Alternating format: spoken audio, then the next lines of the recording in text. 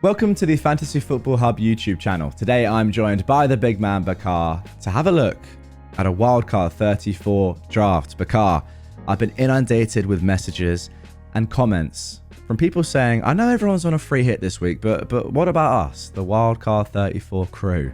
As cringy as that sounds. But yeah, we're here today and you're here today specifically to have a look at what an optimal wildcard might be for this week. Okay, now Bakar, can you explain to the people why building this draft was actually very, very difficult and why it's challenging to get like a sort of optimal wildcard that covers this tough game week in 34 where everyone else is on a free hit, but then you have to think about the doubles in 36 and the blank in 37 as well. Yeah, it's tricky because you have to be in a position where you can not only field 11 this week, but also be in a position where you can field a reasonable amount of doublers in 36 and be in a position where you can then field 11 and 37 as well. So it makes it tricky. I've gone through, so a few permutations of different teams, and I think I've come up with one which I really like the most. I think the key to this is basically first selecting the best game week 36 doublers that you think will be there. And I think personally, you would want to have a piece of some of the Man City pie. I know that they don't have a fixture in 34, but the fixtures around it for Manchester City are really strong, firstly. And then in 36, they could have a double as well, which is why I feel I have, I want to have some sort of Man City coverage on the bench. When you look at their fixtures, so for example, in 35, they have Wolves at home, 36, Southampton away, and to end the season, they have Bournemouth and Fulham. So I think that's a reasonable amount of good fixtures, and when you factor in a potential double, makes sense to have some sort of coverage on the bench. So on my bench, I've picked Guardiola from Manchester City, and I've gone with Marmoush. I do think that these two picks are the obvious ones as well. We've sort of spoken about them in previous weeks, so I won't dive into why we're selecting them because I feel as if they're obvious from Man City. Yeah, very strong picks. Yeah, it's tough because if you're on a free hit, obviously this week you're not thinking about City, but after this week the fixtures are excellent until the end of the season. Interesting with 37 though, like if you think they're going to blank, then we'll have a look through. And the great thing about doing this on Fantasy Football Hub is that we can click this arrow and have a look at how the team looks in future game weeks, not just obviously 34. Okay, so those guys are obviously going on the bench.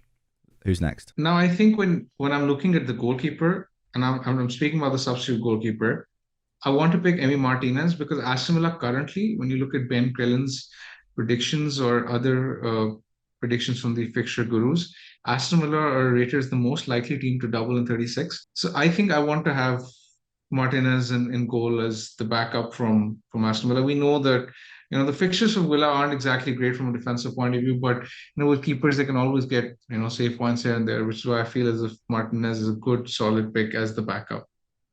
Yeah, just looking at Aston Villa's fixtures, I think that the fact that they lost last night at the time of recording is very tough because it puts them in a very difficult position for the Champions League places.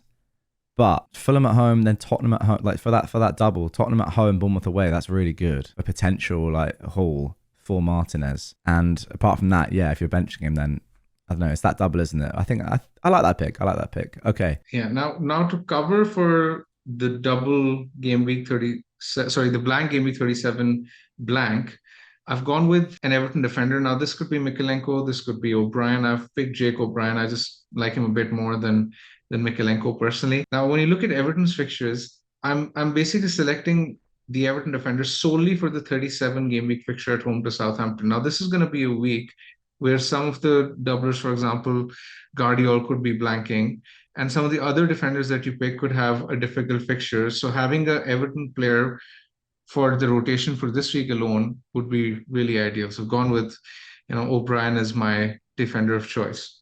Okay, very strong pick. I like. Okay, so I mentioned. Okay, so I mentioned 4 picks. Now these 4 picks will be on the bench this week, right? Sure. By default. Now I'm basically selecting 11 for this week. That's the whole point. I now have to ensure that we field a very strong 11 for this week, yet ensuring that they have decent fixtures in the weeks to come. So I'm going to start with Trippier and Livramento. I think there are 2 picks that I'm probably going to be selecting on my own team as well. Newcastle have the best odds for a clean sheet this week. They've been given a 47% chance by the bookmakers. And I feel as if what you get out of their defense is sort of much stronger as compared to what you can get out of other defense. While when you look at midfielders, I feel as if a lot of other midfielders, for example, Luis Diaz and Bomo, can come close to matching the likes of Barnes or Murphy this week, which is why I like the idea of doubling up on their defense this week. Yeah, Apart sure. from that, I think the third pick would be Ait Nouri. He is, the most attacking Wolves defender. He offers a good combination of, relatively budget-friendly price, attacking threat, and clean sheet potential. Wolves after Newcastle have the best clean sheet odds. So this gives us a strong defense this week. I feel like the keeper can be Sanchez or Leno, depending on whoever you prefer. I like those two, or it could even be a Wolves keeper, depending on if Jose Sa is fit. So I haven't exactly picked one, but it could be any one of these three. So you can go with whichever one you like, Jack, in our selection. I think all three are reasonable picks, and they rotate all right with Martinez. I'll go with Leno. If you watched yesterday's video, you'll know about my dislike for Sanchez as a Chelsea fan. So he can't be in the team. Leno, yeah, I like it. Decent pick. And I think it's got good clean sheet potential this week. Could haul. Looking at this week alone. I think it's important. Like, I know it's tough when you're on a wild card because you're looking at everyone else's free hit for 34. And I think the majority of engaged managers probably are free hitting in 34. So you need to sort of keep pace, but obviously you can't go as gung-ho as those on free hit as shown by this bench. But still, having that back three, which is that back four is very close to a free hit. I mean, that may well be a free hit back four of a lot of people. Leno, Trippier, Livramento, Ait Nouri is very strong. Yeah, now I'll come to the midfield. I think Salah sort of picks himself for obvious reasons. Is going to be my captain this week.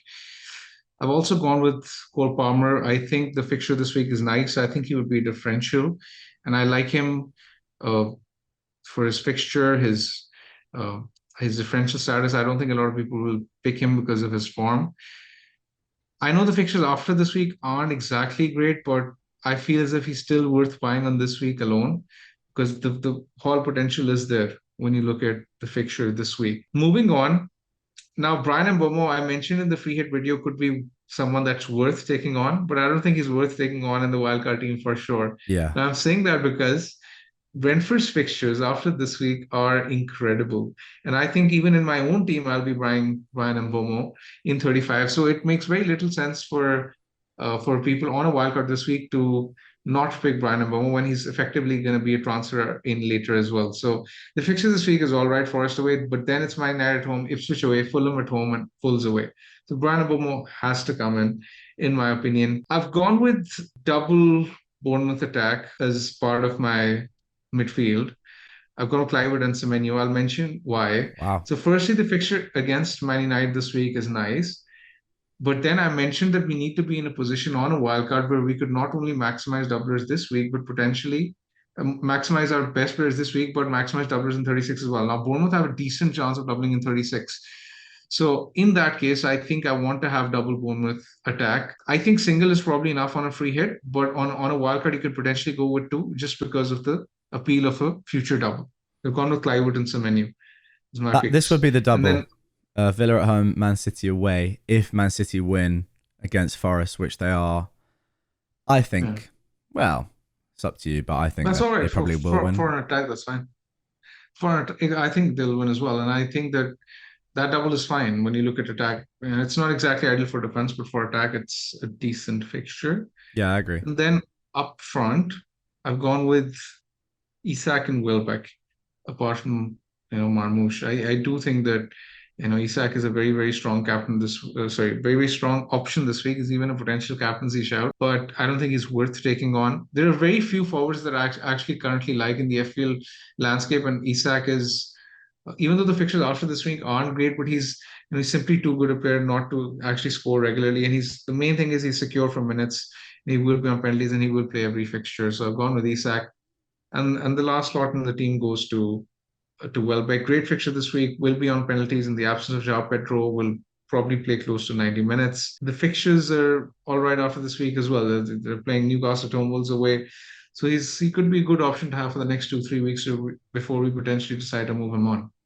Okay, so there we go. That is the team. Interestingly, the predicted points for this week are very close to what your free hit that you built yesterday are. It's just 1.6 points in it, or 1.4 points. I'm not sure what it was. It was something like 66.4 points your free hit, and this team is predicted to get 65 points this week, with obviously a much weaker bench and a slightly weaker first team, but not that much weaker at all, which I think for those people on Wildcard, you'll be looking at this thinking, actually, like, am I losing out that much by not free hitting this week? Because I can get to a team that's very similar to free hit teams, and it doesn't have that much of a detriment. We'll see now going forward in future game weeks how it looks.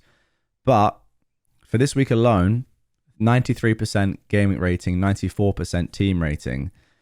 Let's then move forwards to game week 35. I'll click optimize down here and see how that looks when you bring in the City players. And O'Brien as well comes into the team, interestingly, for his game against Ipswich, which looks strong. Now, the thing that's tough here is that you've then got Semenyo and Clive at Arsenal away, which isn't ideal. So you're going to bench one of them, I presume, probably Semenyo. It's just, I guess that's okay. It's not the end of the world, I don't think. I think you just bench one of them. And I would like to mention that this is a fixture for Arsenal, which is going to be sandwiched between the Champions League games. So it's not exactly a gamey fixture. They're going to play the kids. So even if push comes to shove and you have to play double Bournemouth attack, it's not the end of the world. I would ideally want to play one, but even if playing one, it's fine. Very good point. Let's get back then to game week 36. I'll click optimize again. Now this obviously is well, we're not 100% sure if it's going to be a double. We think it's going to be a double, but if it is, and if City do beat Nottingham Forest in the FA Cup, then it looks strong. You'd have 1, 2, maybe 4 doublers. I think the thing is here, like you're going to have fewer doublers probably than than free hit teams. What is the risk with going with the players that you've got? Is it that you don't have? I would like to disagree with you over there, because when you look at normal teams, they have 2 or 3 from Man City. We're going to have 2 as well. We're also going to have 2 from Bournemouth, and not a lot of people have any Bournemouth, let alone 2. So we're already sort of at least a doubler up. And we also have Martinez. So that's, a lot of non-free hit teams will have, either Martinez or Konsa. Very few teams have 2. I think the only difference is going to be Rodgers. In place of Rodgers, we're going to have Semenyo. So that's fine. I don't think it's too bad. I suppose potentially Palace players if they win, but we don't think they're going to win as it currently stands. Yeah, but if that happens, then Rodgers won't double, right? Yeah, maybe it's pretty strong after all. Okay, that's 36. 37 is the potential blank then. Thing is, by this point, I mean, you've gained a lot of free transfers anyway. Points anyway. Yeah, exactly. And points. So gained a lot of points and free transfers. And in game week 37, because a lot of non-free hit teams would have had used their free transfers to, let's say, get in the likes of Mbomo, etc., and to get in double game weekers for 36. I doubt that a lot of people will have any free transfer heading into 37. So I assume a lot of people will be taking a hit in 37 anyway.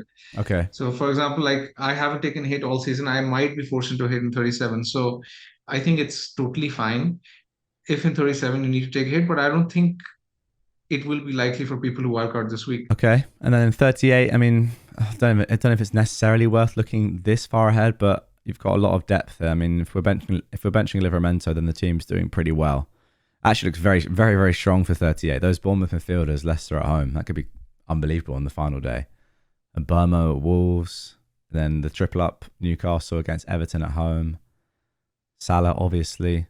This looks like a free hit team in and of itself in 38. That could be huge. I'm just glad that there's a good sort of solution that we found for teams that are looking to play the wildcard this week with no chip available. I think this team can kill it before now and the end of the season.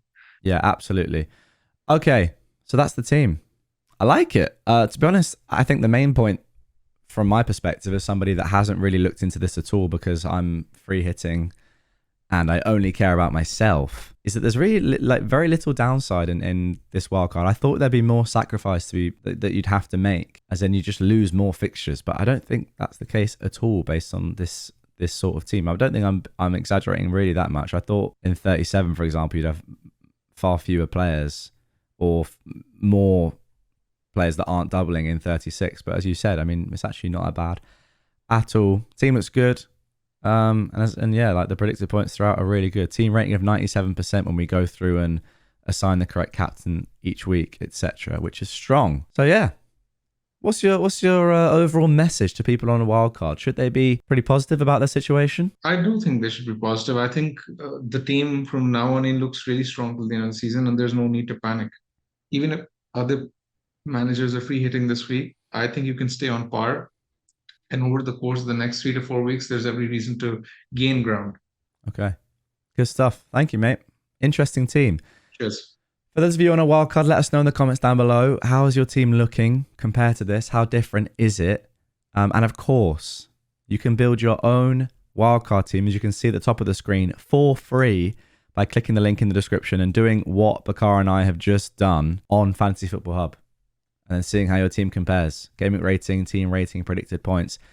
Also, if you want to see the best AI wildcard team, that is the team chosen, constructed by AI to maximize points based on the algorithm, predicted points, all the data that you could possibly think of, etc., then sign up to Fantasy Football Hub, link down below. Click over here, AI teams. Oh, there's the free hit team. Do you want to look at the wildcard team? You're going to have to sign up. But there we go. Thank you guys as always for watching. Bakar, thank you for your tips and advice. Great team there. Good luck this week, and we will catch you on the next one.